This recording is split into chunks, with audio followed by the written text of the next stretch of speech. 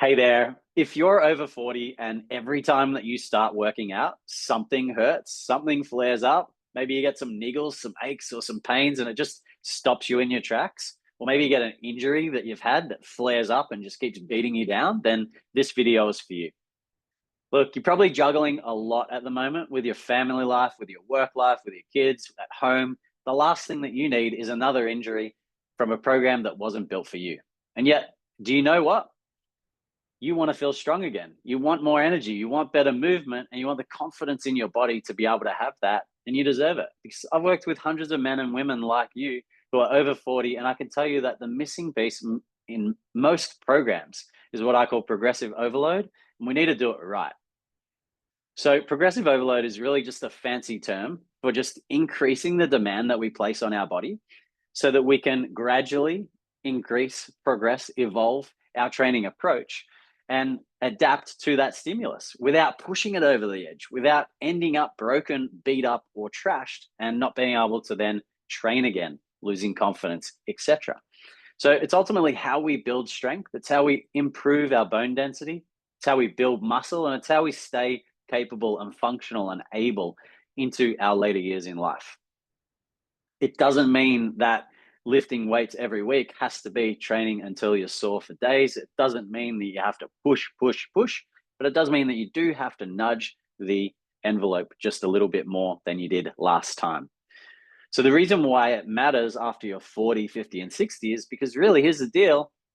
We lose muscle faster. We lose our mobility. We stop being as elastic, and we become stiffer. If we're not intentional about the way that we train, then we just become more injury prone. And that's not really because we're fragile. It's because that the way that we're living our life or the program that we're currently involved in is really wasn't built for us right now. It wasn't built for the way that we live. If we're sitting down at our desk working a busy life, and if we're maybe able to go around, get a walk or something like that, and then we've got an hour to train, and that training session is flat out, hard out, go for it, then maybe your body isn't really ready for that, and you need to provide some stepping stones in the process to build you to it. Progressive overload is what gives you that roadmap to make that progress in a way that our joints, our tendons, our energy levels, our nervous system can actually handle it. So the key benefits for this age group is that it boosts your metabolism. It's going to support your hormone balance and prevent muscle loss. It's going to protect you against injury. And really, it's making everyday life easier. Whether or not you want to do something that's really fun and exciting, like you want to go surfing, you want to play netball, or whether it's keeping up with the grandkids, or maybe it's just carrying the groceries in from the car, getting the lawnmower out or putting the pram in the boot. Done right, this is what's going to be the benefit for you. So the mistake that most people make is that, and where they go wrong is that they try to do too much too soon.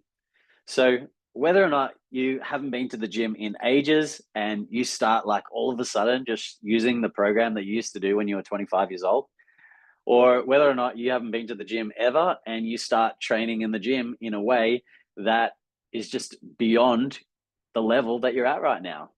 That's a really common thing. And that's why people are getting hurt. They do too much too soon.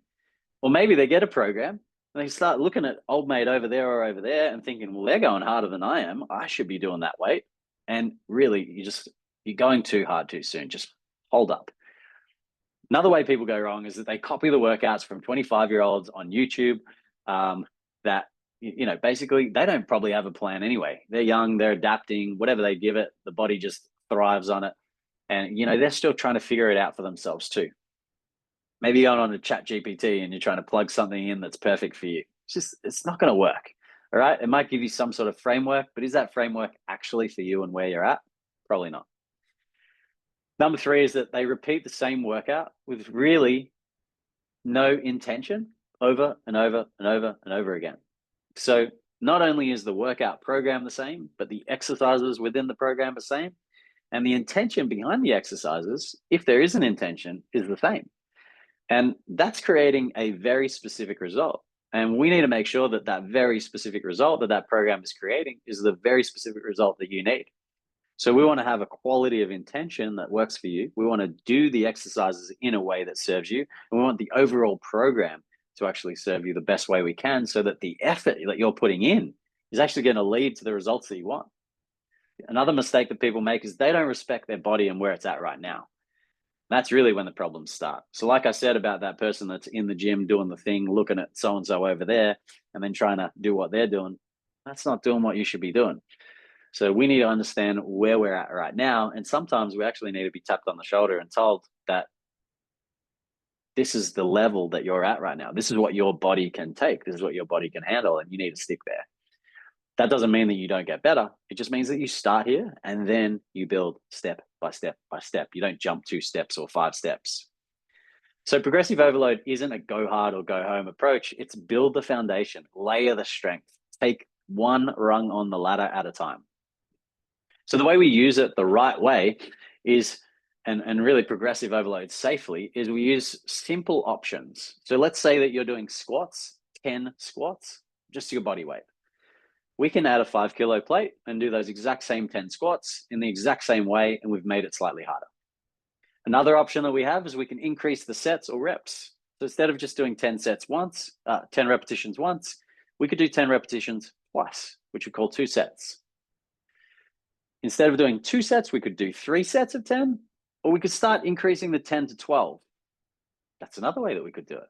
We could improve the range of motion. People that are stuck sitting in a seat all day will often go and do a squat. They'll only squat down to the exact angle that they're sitting in a seat. It's because their body has become used to that position. So then we're strengthening this position that we're already in. We're not improving our mobility. We're not challenging our system at all.